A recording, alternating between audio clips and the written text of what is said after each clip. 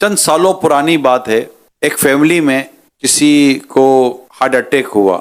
ڈاکٹروں نے بائی پاس کے آپریشن کا کہا کہ اگر اس کی جان بچانی ہے تو بائی پاس کا آپریشن کروانا ہوگا. اب اس کے اخراجات بہت زیادہ تھے، پیسوں کا انتظام نہ ہو سکا اور مریض کا انتقال ہو گیا. بیوہ کو یہ کہتے ہوئے سنا گیا کہ کاش کہ میرے پاس پیسے ہوتے تو میں آپریشن کروا لیتی اور ہو سکتا ہے کہ اس سے ان کی جان بچ جاتی. دوسرے بھائی کو بھی ہارٹ اٹیک ہوا، انہیں ہاسپٹل ایڈمٹ کروایا گیا. ڈاکٹر نے بھی یہی بات کی کہ ان کا بائی پاس کا آپریشن ہوگا تو ان کی جان بچ سکتی ہے. اب چونکہ پہلے بھائی کا تو آپریشن نہیں ہو سکا تھا اور انتقال بھی ہو گیا، تو اب سب نے زور لگایا اور کہیں نہ کہیں سے کوئی بندوبست کر کے آپریشن کروا لیا. جیسے ہی آپریشن ہوا تو بدقسمتی یہ ہوئی کہ آپریشن فیل ہو گیا اور مریض انتقال کر گیا. جب مریض کا انتقال ہو گیا تو بیوہ، جو اس کی بیوہ تھی، اس کو یہ کہتے ہوئے سنا گیا کاش کہ میں آپریشن نہ کرواتی تو ہو سکتا ہے ان کی جان بچ جاتی. معاملہ یہ ہے کہ دونوں صورتوں میں ہونا یہ چاہیے کہ ہمیں اپنے رب کی رضا پر راضی رہنا چاہیے. جو لوگ اپنی رب کی رضا پر راضی نہیں رہتے، اپنے رب کے فیصلوں پر راضی نہیں رہتے اور ان فیصلوں کو خوش دلی کے ساتھ قبول کر کے اپنے آپ کو ان فیصلوں کے ساتھ چلاتے نہیں ہیں، ان کی زندگیاں بڑی ہی اداسی کے ساتھ، ٹینشن کے ساتھ، پریشانیوں کے ساتھ گزرا کرتی ہیں. اب اتنا امپورٹنٹ ٹاپک اور اس میں شریعت و دین ہماری رہنمائی نہ کرے کیسے ہو سکتا ہے؟ چنانچہ اللہ پاک کے سب سے آخری نبی صلی اللہ علیہ وآلہ وسلم نے جو ارشاد فرمایا وہ سنیے. حدیث پاک میں ہے، انسان کی سعادت یعنی خوش بختی میں سے ہے کہ اللہ پاک نے اس کے لیے جو فیصلہ کیا ہے وہ اس پر راضی ہو جائے، اور انسان کی بدبختی میں سے ہے کہ وہ اللہ پاک سے استخارہ یعنی خیر مانگنا چھوڑ دے اور اپنے بارے میں اللہ پاک کے فیصلے پر ناراض ہو. اب یہاں حدیث پاک میں خوش قسمتی اور بد قسمتی، خوش بخت اور بد بخت کی گویا کہ ایک طرح سے بات بیان کی گئی ہے کہ جو شخص اللہ کے فیصلے پر اپنے سر کو جھکا لے، دل میں شکوہ شکایت کو جگہ نہ دے، وہ خوش بخت. اور بدبخت کون؟ جو اللہ کے فیصلے کو تسلیم کرنے کے بجائے ناراض ہو کر شکوہ شکایت پر اتر آئے. اس طرح اللہ پاک سے استخارہ یعنی کہ بھلائی طلب نہ کرنے والا بھی بدبختوں میں شمار کیا جاتا ہے، بس یعنی شقاوت میں مبتلا ہو جاتا ہے. اب یہاں خیال یہ رہے کہ مصیبتوں کو دور کرنے کے لیے تدبیریں کرنا برا نہیں، لیکن تدبیر کرنے کے بعد اس کا نتیجہ اللہ پاک کے حوالے کر دینا کہ وہ چاہے اس کے بارے میں جو فیصلہ فرمائے، میں اپنی رضا، اپنے رب کی رضا پر راضی رہوں گا. آج ہمارا موضوع یہی ہے کہ ہمیں اپنے رب کی رضا پر راضی رہنے والی طبیعت بنانی ہے. یا اللہ میں راضی ہوں، یا اللہ پاک تو جس حال میں رکھے میں یہ سونا میرے دکھ وچ راضی تے سکھنو میں چلے پاواں. تو یہ اگرچہ یہ جو میں کہہ رہا ہوں، جو ابھی میں نے آپ کو شعر بھی سنایا، بیان کی حد تک، شعر کی حد تک اس طرح کی حد تک، سننے کی حد تک تو یہ چیزیں یقیناً ہمارے اندر یہ لگتا ہے، لیکن جب آتی ہے تو بندہ پھر اس تمام چیزوں کو یاد کر کر اپنے آپ کو ایڈجسٹ کرنے میں، کنٹرول کرنے میں، اپنے آپ کو اس میں ڈھالنے میں کامیاب ہو جائے اور اپنے رب کی رضا پر راضی رہنے والی اس کیفیت کو پالے جو کیفیت مطلوب ہے، محمود ہے، مقصود ہے، تو بات بنے گی۔ حکیم الامت مفتی احمد یار خان نعیمی رحمۃ اللہ تعالیٰ لکھتے، سعادت اور شقاوت یعنی کہ بدبختی اور خوشبختی ایک غیبی چیز ہے، مگر ان دونوں کی علامات ہیں۔ جو بندہ اللہ پاک کی رضا پر راضی، اس کی قضا پر سر جھکائے رہے، سمجھ لو کہ انشاءاللہ یہ سعید خوش نصیب ہے، اس کا خاتمہ اچھا ہونے والا ہے۔ اس کے برعکس ہو تو علامت بدبختی کی ہے۔ رب کی رضا پر جو راضی رہے گا، اللہ نے چاہا تو اس کا خاتمہ بالخیر ہوگا۔ اب اللہ پاک کے فیصلے پر راضی رہنے کو بندے کی سعادت کی علامت اس لیے قرار دیا گیا ہے کہ وہ عبادت کے لیے یکسو ہو جائے۔ اب اس کو سمجھیے، اللہ ہمیں سمجھنے کی توفیق عطا کرے کہ وہ عبادت کے لیے یکسو ہو جائے، کیونکہ اگر بندہ قضا پر راضی نہ ہو، یعنی اللہ پاک کے فیصلے پر راضی نہ ہو، تو ہمیشہ غمزدہ اور دل میں شکوہ اور فکر مند لے کر یہی اس کی زندگی گزرے گی، یہ کیسا ہو گیا، یہ کیوں ہو گیا، ایسا نہیں ہونا چاہیے تھا، ایسا نہ ہوتا تو یوں ہو جاتا، ایسا ہوتا تو یوں ہو جاتا۔ تو اب وہ اسی طرح کی الجھنوں میں یہ گم رہے گا اور بس انہی وادیوں میں بھٹکتا رہے گا، اس کو سکون و چین قرار نہیں ہوگا۔ لیکن اگر وہ اپنے رب کی رضا پر راضی ہو جائے کہ میرے رب نے جو کیا میرے لیے اچھا کیا، میرے رب نے جو کیا میرے لیے اچھا کیا، میرے رب نے جو کیا میرے لیے اچھا کیا، اللہ پاک میرے لیے اچھا ہی فرماتا ہے، اچھا ہی فرماتا ہے، اچھا ہی فرماتا ہے، جب تک یہ سوچ بنے گی نہیں وہ پرسکون نہیں رہے گا۔ جب پرسکون نہیں رہے گا تو اس کی عبادت میں لطف کہاں سے آئے گا؟ اور اپنے رب کی رضا پر راضی رہنا اور یہ بات ذہن نشین رکھ لینا کہ میرا رب جو کرتا ہے اچھا کرتا ہے، میرا رب میرا لیے اچھا ہی کرے گا، میرا رب ہے، کئی ماؤں سے بڑھ کر مجھ سے محبت کرنے والا اور وہ ارحم الراحمین ہے، سب سے بڑھ کر رحم کرنے والا۔ میں اپنے رب کی رضا پر راضی کیسے نہ رہوں؟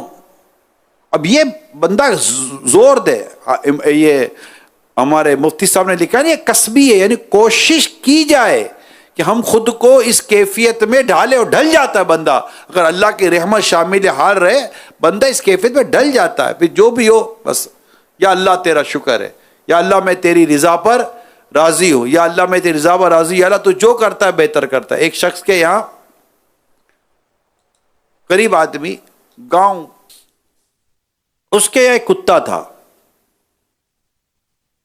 کتا مر گیا، اور جو تھوڑا بہت جو دیکھ بھال کرتا تھا کتا وہ بھی گیا۔ بیوی بولے کہ کتا مر گیا، اچانک مر گیا، کچھ سوچو، کچھ ہے تو نہیں؟ بولا اللہ کی بندی صبر کر، اللہ جو کرتا ہے بہتر کرتا ہے۔ کتا مر گیا، اللہ جو کرتا ہے، سب بولو تو صحیح نا، اللہ جو کرتا ہے بہتر فرماتا ہے۔ ایک گدھا تھا جس سے یہ لوڈنگ ان لوڈنگ مال لانا یہ تھوڑا بہت گزارا ہو جاتا تھا، گدھا مر گیا۔ اب تو بیوی صبر کر، اللہ جو کرتا ہے، اللہ جو کرتا ہے بہتر کرتا ہے۔ تھوڑے دنوں کے بعد مرغا تھا وہ مر گیا، اور آپ تو ابھی سمجھ نہیں آ رہی، چیک کرو کچھ ہے۔ اللہ کی بندی اللہ جو کرتا ہے بہتر کرتا ہے، چھوڑ دو نا۔ اب وہ ایک ہی بات اس کا تو ایک ہی نعرہ، کیا نعرہ؟ اللہ جو کرتا ہے۔ اچھا، اب تھوڑے دنوں کے بعد رات کے اندھیرے میں ڈاکوؤں نے گاؤں پر حملہ کر دیا۔ اب بتی متی تو تھی نہیں، جائیں کہاں؟ تو جس گھر سے جانور کی آواز آتی وہ سمجھ جاتے کہ یہاں گھر ہے، اور اس کو لوٹ مار کے چلے جاتے۔ جب صبح ہوئی تو سارا گاؤں لوٹ لیا، ایک ہی گھر بچ گیا، کسی کا اپنا گھر، نہ کتا تھا، نہ گدھا تھا، نہ مرغا تھا، آواز کون نکالتا؟ اب جو کچھ تھا بچ گیا، ان کی اپنی جان بچ گئی. صبح کو جب سے دیکھا کہ گاؤں تو لوٹ لیا، اپنا گھر بچ گیا، کوئی اپنے گھر میں جانور تھا ہی کوئی نہیں. پھر اپنی بیوی کو بلاتا ادھر آ، اللہ جو کرتا ہے بہتر کرتا. اچھا، ہمیں بعض اوقات یہ بات بعد میں پتہ چل جاتی ہے، یار اچھا ہوا یار، نہیں ہوا یار. میں نے آپ کو پچھلے جو کہا تھا نا کہ بھائی ایک ہے تو یار بونڈ کھل جائے نا کہاں ہو جائے گا، یار بونڈ نہیں کھلا، یار بونڈ نہیں کھلا یار، ارے یار یہ ہوا نہیں نا یار. اب پتا چلے 2 سال کے بعد اس کو اور ضرورت پڑ گئی، گھر میں کوئی اللہ نہ کرے ایمرجنسی ہو گئی اور اب کھلا بونڈ. پھر بولا یار کتنا اچھا ہوا نا، اگر اس وقت کھلتا تو میں تو سب پیسے خرچ کر کے ہوگا تھا، ضرورت تو اب تھی. اللہ جو کرتا ہے بہتر کرتا، آگے بڑھے گی نہیں. پیارے آقا صلی اللہ تعالی علیہ وآلہ وسلم نے ارشاد فرمایا، اللہ پاک جب کسی قوم سے محبت کرتا ہے تو انہیں آزمائش پہ مبتلا کر دیتا ہے. تو جو اس کی قضا پر راضی ہو اس کے لیے رضا ہے، اور جو ناراض ہو اس کے لیے ناراضی ہے.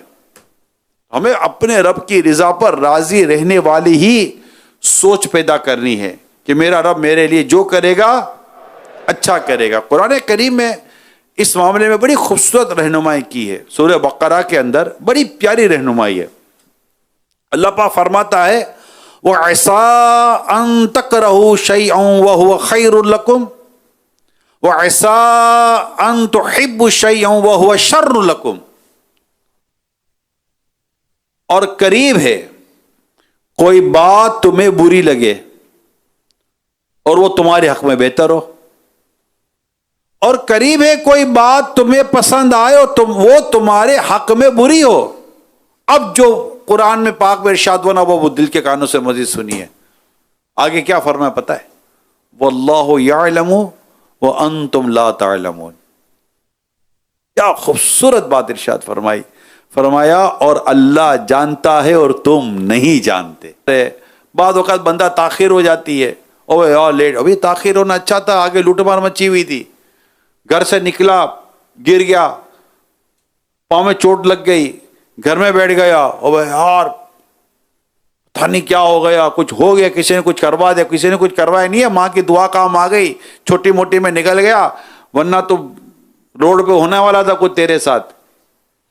آپ نے اپنے بڑے بوڑھوں سے سنا کسی کا موبائل لٹ گیا، کسی کو کچھ لگ گیا، کوئی چوٹ ووٹ لگ گئی، کب واپس آتا ہے وہ گھٹنا پکڑ گیا، کندھا پکڑ کر آ گیا، اور تھوڑا یوں کپڑے وڑے بھی پھٹ گئے، کوئی در در چوٹ لگ گئی. ہمارے بڑے بوڑھوں نے ایک جملہ ہم کو کہا تھا، شاید آپ کو یاد ہوگا، اللہ کا شکر ہے چھوٹی میں ٹل گئی. سنا ہے کسی نے؟ کون کون؟ دیکھو یہ عالم ہو سکتا ہے ہمارے بڑے بوڑھے عالم نہ ہو، انہوں نے شاید وہ کتابیں نہ پڑھی ہوں، مگر بات کتنی گہری ہے. اللہ تعالیٰ نے کسی چھوٹی میں ڈال دیا، یعنی ان کو اپنے رب پر بھروسہ کتنا تھا کہ اس سے بڑی آتی ہے، اللہ پاک نے چھوٹی میں ڈال دی، بڑا ہو جاتا تو اپنے رب کی رضا پر راضی رہنے کے لیے یہ بھی ایک بہترین گفتگو ہے.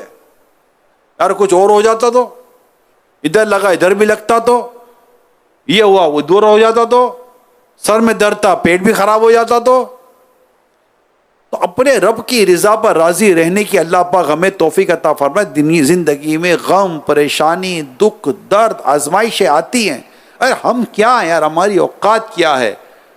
حبیب لبیب پیارے آقا صلی اللہ تعالی علیہ وآلہ وسلم کی سیرت کو جب ہم پڑھتے ہیں، آپ غور تو کریں، نبی پاک صلی اللہ علیہ وسلم کی سیرت جس کے ہمیں پیروی کا حکم دیا گیا ہے، آقا صلی اللہ علیہ وسلم کی سیرت پہ جب ہم اس پہلو پر غور کرتے ہیں، ابھی میرے آقا صلی اللہ تعالی علیہ وسلم کی ولادت نہیں ہوئی، والد صاحب کا انتقال ہو گیا، بچپن، ابھی عمر چھوٹی تھی، امی جان دنیا سے چلی گئی.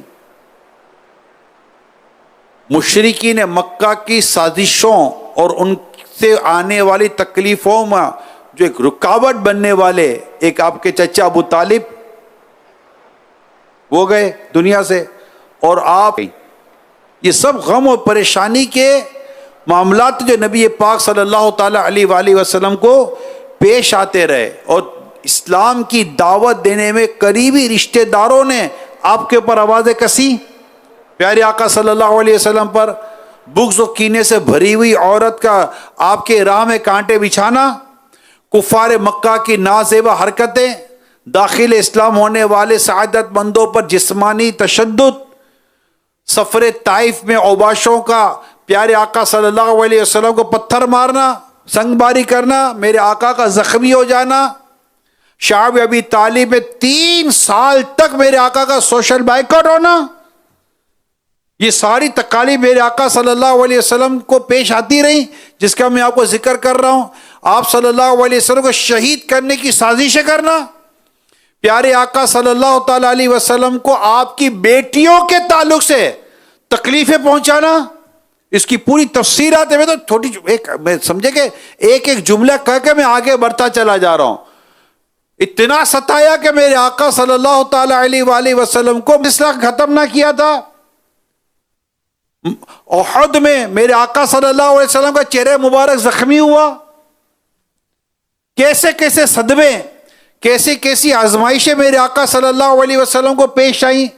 چھوٹی عمر میں پیارے آقا صلی اللہ علیہ وسلم کے شہزادے، آپ کے بیٹے حضرت ابراہیم رضی اللہ تعالیٰ عنہ دنیا سے رخصت ہوئے۔ یعنی آپ کے چھوٹے بچوں کا، اپنے شہزادوں کا، آپ کے بچوں کا چھوٹی عمر میں دنیا سے رخصت ہو جانا، یعنی والد کے طور پر آپ سوچئے تو صحیح،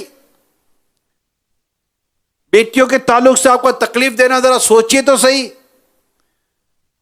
خیموں میں جا کر جو میرے آقا نیکی کی دعوت، اسلام کی دعوت دیتے تھے، وہاں جو آپ کو ستایا جاتا، کعبہ مشرفہ کے سامنے عبادت کرتے، وہاں جو آپ کے گلے میں پھندا دے دیا جاتا، کیسی کیسی تکلیفیں پیارے آقا صلی اللہ تعالی علیہ وآلہ وسلم کو پیش آئیں۔ ذرا بندہ غور کرے واقعہ عفق پر جو میرے آقا صلی اللہ تعالی علیہ وآلہ وسلم پر جو گزری، جو منافقوں نے جو تہمت لگائی تھی ہماری امی جان ام المومنین سیدنا عائشہ صدیقہ رضی اللہ تعالی عنہ پر، وہ جو ایام جو گزرے، اللہ اکبر، اور وہ پریشانی، وہ جو پریشانی کے عالم صدیق اکبر رضی اللہ تعالیٰ عنہ نے گزارے، اللہ اکبر۔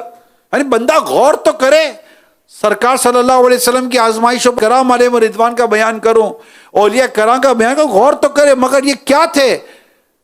میرے آقا صلی اللہ علیہ وآلہ وسلم ہاتھ راضی رہنے والے، ان کا فیضان، ان کی تربیت، تابعین راضی رہنے والے، تبع تابعین راضی رہنے والے۔ یہ خود کربلا کا واقعہ دیکھو نا یار، کربلا میں کیا نہیں ہو رہا تھا، گھر لٹانا، جان دینا، کوئی تجھ سے سیکھ جائے، یہ کربلا کے میدان میں آپ کی آنکھوں کے سامنے آپ کے بیٹے، آپ کے بھائی، آپ کے بھانجے، آپ کے بھتیجے، آپ کے دوست، آپ کے ساتھی، ایک ایک کر کے سب تو شہید ہو گئے۔ پھر آخر میں خود امام علی وقا امام حسین شہید ہوئے، اور آپ اپنے رب کی رضا پر راضی رہے، جو مقدر تھا وہ ہوا، اور آپ اپنے رب کی رضا پر راضی تھے۔ اس وقت امام زین العابدین رضی اللہ تعالیٰ عنہ یہ اپنے رب کی رضا پر راضی، ان کے آنکھوں کے سامنے یہ تو سب گیا، یہ تو سب شہید ہوئے، وہ ان کے آنکھوں گئے، وہ پردہ نشین خواتین جو یہ سب منظر دیکھ رہی تھی، ان کو پتا تھا ان کی قضا قدر پر راضی رہنا، تو سوچو کہ کیسے اپنے رب کی رضا پر راضی تھی، اللہ اکبر۔ اور ایک ہمیں اللہ پاک ہمارے حال پر رحم فرمائے، ہمیں تو حقیقت ہے تکلیف کی تا کا نقطہ بھی نہیں پہنچتا اور ہماری چیخیں نکل جاتی ہیں، اور ہم پتہ نہیں شکایتیں، اس سے شکایتیں، اس کے شکایتیں، اس سے وابیلا، اس سے وابیلا، اور طرح طرح کی ہمارے ذہنوں میں باتیں اور طرح طرح کے ذہنوں میں چیزیں آنا شروع ہو جاتی ہیں۔ میرے پیارے سامعیو، یہ اس پر ہمیں غور کرنا چاہیے۔ اللہ کے پیارے حبیب صلی اللہ تعالی علیہ وسلم کی حدیث سناتا ہوں، فرمایا طاقتور مومن کمزور مومن کی نسبت اللہ کے نزدیک بہتر اور زیادہ محبوب ہے، اگرچہ بھلائی دونوں میں تم اس چیز میں رغبت کرو جو تمہیں فائدہ دے، اور اللہ سے مدد مانگو، کمزور مت بنو۔ اگر کوئی مصیبت پہنچے تو یہ نہ کہو کاش میں یوں کرتا تو ایسا ہو جاتا، بلکہ یوں کہو یہ اللہ کی تقدیر ہے، وہی کرتا ہے جو چاہتا ہے، کیونکہ اگر یوں تو نا، کیونکہ اگر کا لفظ شیطان کے لیے دروازہ کھول دیتا ہے۔ تو اپنے رب کی رضا پر راضی رہنا، اسی میں دنیا اور آخرت کی کامیابی ہے۔ یا اللہ میں تیری رضا پر راضی ہوں، یا اللہ تو جو کرتا ہے بہتر کرتا ہے، یا اللہ تو جو کرتا ہے بہتر کرتا ہے۔ کیونکہ بعض چیزیں ہمیں پسند نہیں ہوتی، مگر اسی میں ہمارے لیے بہتر۔ بھائی آپریشن کس کو پسند ہے؟ آپریشن ہوتا ہی نہیں ہوتا، آپریشن کوئی پسند، لیکن آپریشن کے بعد کیا ہوتا ہے؟ بہتری آ جاتی ہے، طبیعت ٹھیک ہو جاتی ہے، اور کچھ چیزیں پسند ہوتی ہیں. اب شوگر کا مریض ہے، اس کو مٹھائی پسند ہے کہ نہیں ہے؟ مٹھائی لیکن اس کے لیے بہتر ہے؟ بہتر نہیں ہے. کچھ چیزیں تمہیں پسند نہیں ہیں مگر وہ اس میں تمہارے لیے اللہ نے بہتری رکھی ہے. کچھ چیزیں تمہیں پسند ہے مگر اس میں تمہارے لیے بہتری نہیں ہے. ہمیں اللہ پاک سے ہمیشہ خیر کا سوال کرنا چاہیے. اللہ جو میرے لیے بہتر ہے نا وہ مجھے عطا کر. اور اللہ جانتا ہے کہ ہمارے حق میں کیا بہتر ہے.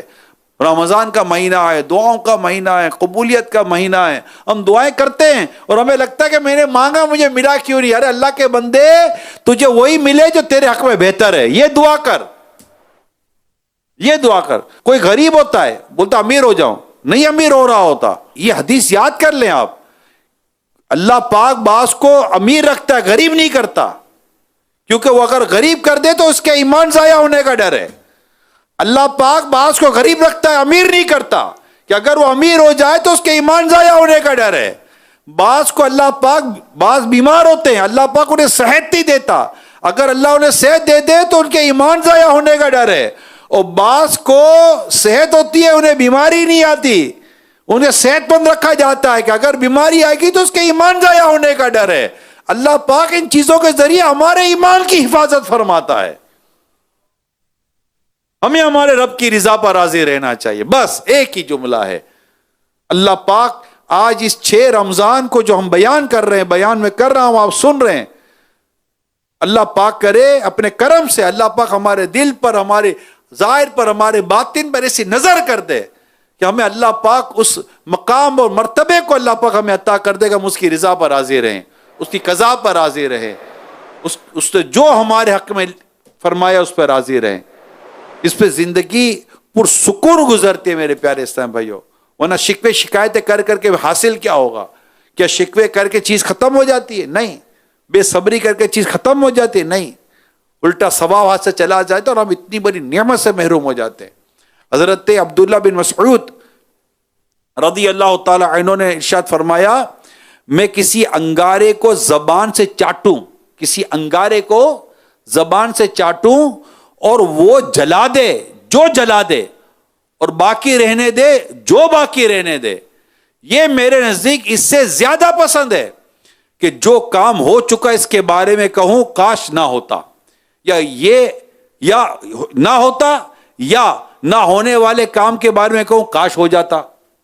تو اللہ پاک ہم سب پر رحمت کی نظر فرمائے اور اس کی رضا پر راضی رہنے کے اللہ توفیق عطا فرمائے. تو ہم کیا کہیں گے؟ یا اللہ تیرا شکر ہو، یا اللہ تو جو کرتا ہے اچھا کرتا ہے، یا اللہ تو جو کرتا ہے، یا اللہ تو جو کرتا ہے. یہی ہو. اگر اللہ بیٹیاں دے رہا یہی ہمارے حق میں بہتر، اللہ بیٹے دے رہا یہی ہمارے حق میں بہتر ہے. کچھ نہیں ہے، میں اسی پر راضی ہوں. وہ مجھے جس حال میں رکھے میں اس حال پر راضی ہوں. یوں اللہ کرے کہ ہماری یہ سوچ، ہماری یہ طبیعت اس طرح ڈھل جائے. اب ظاہر یہ اجتماع ہوتا ہے، بیان ہوتا ہے، اسی طرح کی باتیں ہم سنتے ہیں تو ہمارے لیے یہ سننے اور سمجھنے کے ساتھ ساتھ ہی سیکھا جاتا ہے. یہ دعوت اسلامی کے اجتماع کی برکت ہوتی ہے، یہ دینی ماحول کی برکت ہوتی ہے کہ ہمیں اس طرح قرآن و حدیث کی باتیں، بزرگوں کی باتیں بیان کر کر ہمارا ذہن بنایا جاتا ہے. اور اللہ سے دعا کرتے ہیں کہ یا اللہ ہمیں اس طرح جو بھی تیری رضا پر راضی رہنے والی طبیعت عطا فرما دے، سوچ عطا فرما دے. آمین بجاہ خاتم النبیین صلی اللہ علیہ وآلہ وسلم. صلو علی الحبیب صلی اللہ